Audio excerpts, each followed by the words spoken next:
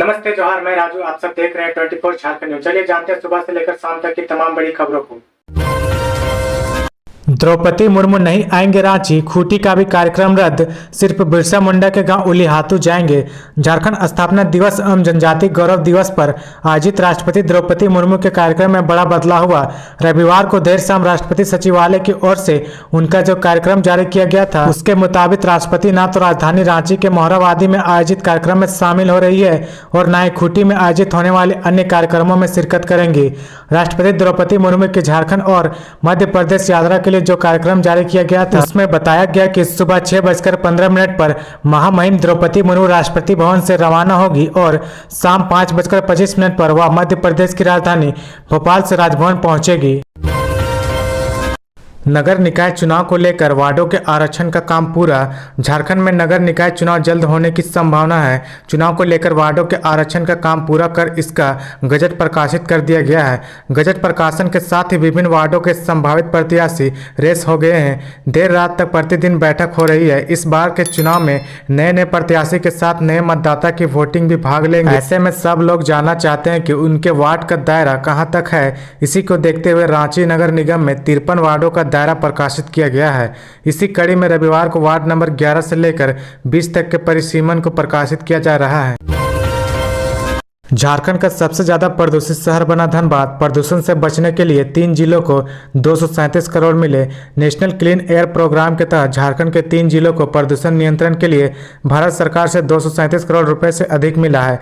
धनबाद को यह राशि 2019-20 तक, शेष जिलों को यह राशि 2021-22 से मिल रहा है। इस राशि से जिलों को प्रदूषण रोकने के लिए प्रयास करना है।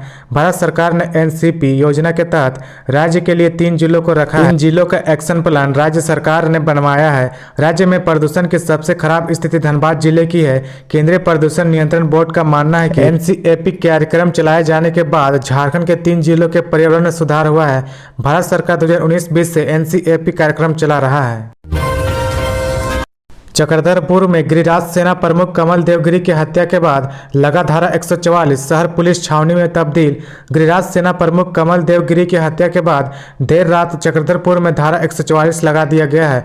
यह 13 नवंबर से लेकर 19 नवंबर तक जारी रहेगा। इधर घटना के बाद रविवार को चक्रधरपुर बाजार को लोगों ने स्वतः बंद कर दिया है। शहर में किसी प्रकार की बड़ी घटना न हो, इसके लिए जमशेदपुर से रेप के जवान को बुलाया गया है। पूरा चक्रधरपुर पुलिस छावनी में तब्दील कर दिया गया है। चक्रधरपुर में गिरिराज सेना प्रमुख कमल देवगिरी नगर परिषद चुनाव में अध्यक्ष पद के दावेदारी भी पेश हो चुके थे, जिस कारण से लोगों में अपने खास पहचान बना रखा था। यही कारण है कि राजनीतिक और हिंदूवादी होने के कारण दुश्मनी भी बढ़ गया था। इसके बावजूद वह कहीं भी किसी समय अकेले ही निकल जाते थे। शनिवार को भी किसी ने उन्हें स्टेशन बुलवाया था। वो अपने एक साथी शंकर सिंह के साथ मोटरसाइकिल में निकल पड़े। वहां से वापस आने के दौरान भारत भवन चौक के पास में उन्हें बोतल बम से मारकर हत्या कर दी गई। हजारीबाग के चुरचू में एक पुलिसकर्मी की हुई पिटाई, हुआ सस्पेंड। हजारीबाग के पुलिस केंद्र में प्रतिनियुक्त एक पुलिसकर्मी नीलकमल सिंह को चुरचू क्षेत्र के ग्रामीणों ने जमकर पिटाई कर दी। नीलकमल पर चुरचू थाना के समीप रहने वाली एक विधवा के साथ अवैध संबंध होने का आरोप लगाया है। ग्रामीणों की पिटाई से घायल पुलिसकर्मी को चुरचू थाना के पुलिस ने शेख भिखारी मेडिकल कॉलेज अस्पताल में भर्ती कराया गया। वहीं एसपी मनोज रत्न चौथे ने आरोपी पुलिसकर्मी को तत्काल निलंबित कर दिया है। वहीं मामले की जांच विष्णुगढ़ एसडीपीओ अनुज उरांव को सौंपा है। देवघर में एक बार फिर खूनी खेल। सलोना टांड में जमीन विवाद में बम मारकर एक की हत्या, नाबालिग सहित 2 घायल। देवघर में एक बार फिर खूनी खेल खेला गया है। इस बार नगर थाना क्षेत्र के सलोना टांड में जमीन विवाद में बम मारकर सलोना टांड निवासी गणेश महत्ता उर्फ मंगरू महत्ता की हत्या कर दी गई, जबकि बारूद लगने से 2 लोग घायल हो गए। घायलों में विजयकांत महत्ता उर्फ अंजू महत्ता एवं 13 वर्षीय संजीव महत्ता शामिल है। अपराधियों ने मंगरू के सिर पर बम से हमला कर दिया, जिसमें बम का बारूद संजीव के आंख एवं अंजू के पैर में लग गए। दोनों घायलों को इलाज सदर अस्पताल में किया जा रहा है। बमबाजी के बाद एक पक्ष के 4 राउंड फायरिंग भी हुई। हजारीबाग में 5 प्रखंडों के 26 गांवों से होकर गुजरेगी एक्सप्रेसवे। वाराणसी से कोलकाता 7 घंटे में पहुंचेंगे। केंद्र सरकार ने वित्तीय वर्ष 2022-23 में इंफ्रास्ट्रक्चर के डेवलपमेंट पर विशेष फोकस किया है। केंद्र सरकार ने भारतमाला परियोजना के तहत आम बजट में जिस परियोजना को मंजूरी दी थी, उसे धरातल पर उतारने की प्रारंभिक प्रक्रिया शुरू कर दी गई है। वाराणसी से कोलकाता वाया हजारीबाग के बीच करीब 600 किलोमीटर नए एक्सप्रेसवे का निर्माण होगा। धनबाद के खानूडीह जंगल में झारखंड कोल डिपो पर वन विभाग के छापेमारी, संचालक को किया सॉकेट जारी। धनबाद के बाघमारा थाना क्षेत्र के खानूडीह मौजा स्थित जंगल में वन रोपण क्षेत्र में संचालित झारखंड कोल कंपनी डिपो में रविवार को धनबाद फॉरेस्ट डिवीजन की टीम व सहायक वन संरक्षक AK मंजूल के नेतृत्व में छापेमारी करने पहुंची। इस दौरान कोल डिपो में हड़कंप मच गया।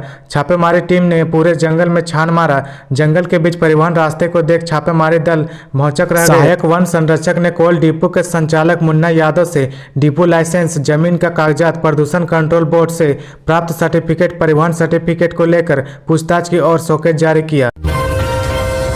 गुमला के नागनी में करोड़ों का लिफ्ट इरिगेशन सिस्टम बेकार, किसानों ने फसलों की खेती कर दी बंद। झारखंड को बने 22 साल हो गए। 15 नवंबर को झारखंड अपना 22वां स्थापना दिवस मनाने जा रहा है। 22 साल के इस कालखंड में झारखंड के किसानों के लिए सरकारों ने कई योजनाएं बनाई, उस पर करोड़ों रुपए खर्च किए, खेतों की पैदावार भी बढ़ी, लेकिन कुछ ऐसे काम सरकार नहीं कर सकी जिसकी वजह से किसानों को कुछ फसलों की बुआई बंद करनी देनी पड़ रही है। पर्यटन को बढ़ावा देने के लिए झारखंड के 5 प्रखंड क्षेत्रों में बनेगा रोपवे, केंद्र को भेजा प्रस्ताव। बोकारो के लुगुबुरु, घाटाबाड़ी और धनबाद के मेथन समेत राज्य के 5 प्रखंड पहाड़ियों क्षेत्रों में पर्यटन को बढ़ावा देने के लिए रोपवे का निर्माण कराया जाएगा। भारत सरकार ने नेशनल रोपवे प्रोग्राम पर्वतमाला के तहत 5 प्रोजेक्ट शामिल किए जाएंगे।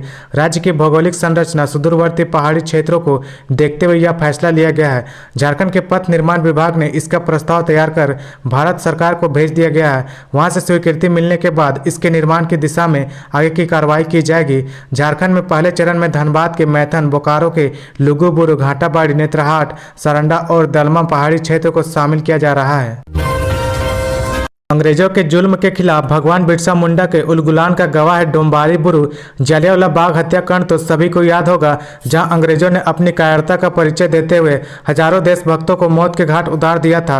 13 अप्रैल 1919 को रोलेक्ट एक्ट के विरोध में हो रही एक सभा पर जनरल डायर नामक एक अंग्रेज ऑफिसर ने आक्रमण की सभा में उपस्थित भीड़ पर गोलियां चला दी। इसमें 1000 से अधिक लोग शहीद हो गए थे और हजारों की संख्या में घायल भी हो गए थे। इसी तरह झारखंड के खूंटी के डोम्बारी बुरु में 9 जनवरी 1899 को अंग्रेजों ने सभा कर रहे बिरसा मुंडा व उनके अनुयायियों पर अंधाधुंध गोलियां चलवाई थी। इसमें सैकड़ों आदिवासी शहीद हो गए थे।